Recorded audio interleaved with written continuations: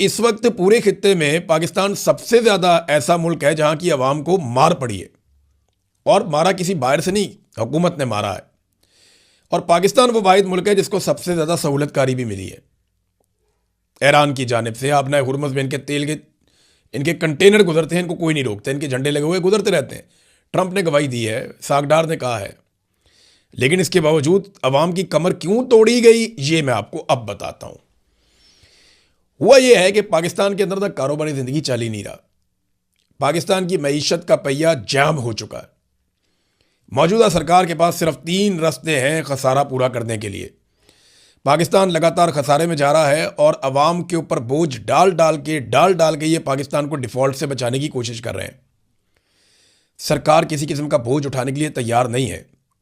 अगर वो तैयार होते तो 11-11 अरब के अय्याशी वाले तैयारे ना खरीदते। फिर कभी हनीमूनों की खबरें आती हैं, कभी वैलेंटाइन की खबरें आती हैं। अजीबो गरीब किस्म की इनकी हरकतें हैं बेशर्मों की।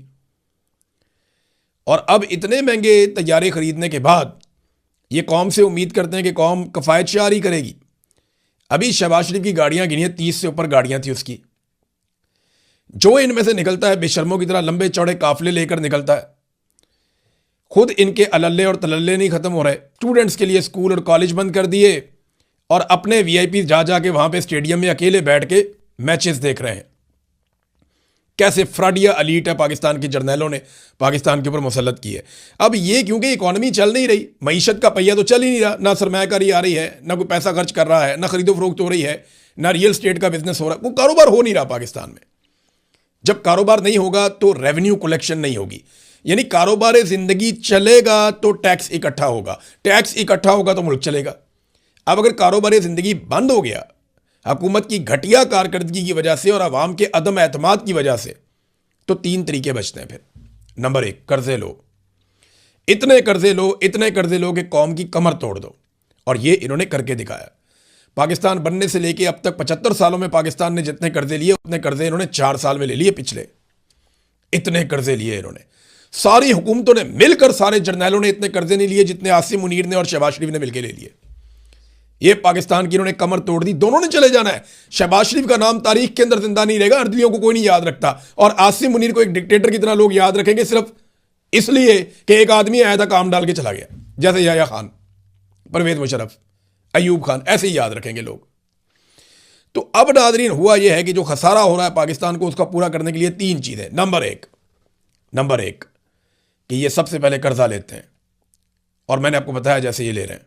नंबर 2, ये तनख्वाहदार तबके के ऊपर एकदम टैक्सों की भरमार करते हैं, यानी जो काबू आ गया ना, नेट के अंदर आ गया, उसको रगड़ा दे देते हैं। ये गरीब आदमी को नचोड़ देते हैं, ये मिडिल क्लास को तबाह कर देते हैं। दूसरा, नंबर 3, वो चीजें जिनको लोग इस्तेमाल करने से रुक नहीं सकते उनकी कीमतें बढ़ा देते हैं। एलपीजी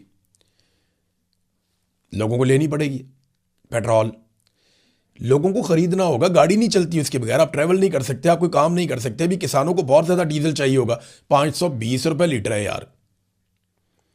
उनकी आगे गंदम की कटाइयां हो रही हैं, मशीनें लगनी है वहां पे, बहुत काम होना है, तो कहां से लाएंगे वो इतना पैसा? फिर गंदम की कीमत भी आप उनको नहीं देते, ना दिलवाते, तो चीजों की कीमतें बढ़ा देते हैं। बिजली, गैस, पेट्रोल, डीजल, इनकी कीमतें बढ़ाते हैं क्योंकि लोगों ने इनको इस्तेमाल करना होता है इन चीज़ों को। अब होगा पता क्या, अल्टीमेटली लोग इन चीज़ों का इस्तेमाल भी कम कर देंगे। फिर हुकूमत क्या करेगी? ये अल्टीमेटली ये हुकूमत खुदा ना खास्ता डिफॉल्ट की तरफ चली जाएगी, जिस तरह की ये घटिया हरकतें पाकिस्तान के अंदर कर रही है। और इनका 610 अरब रुपए का शॉर्टफॉल है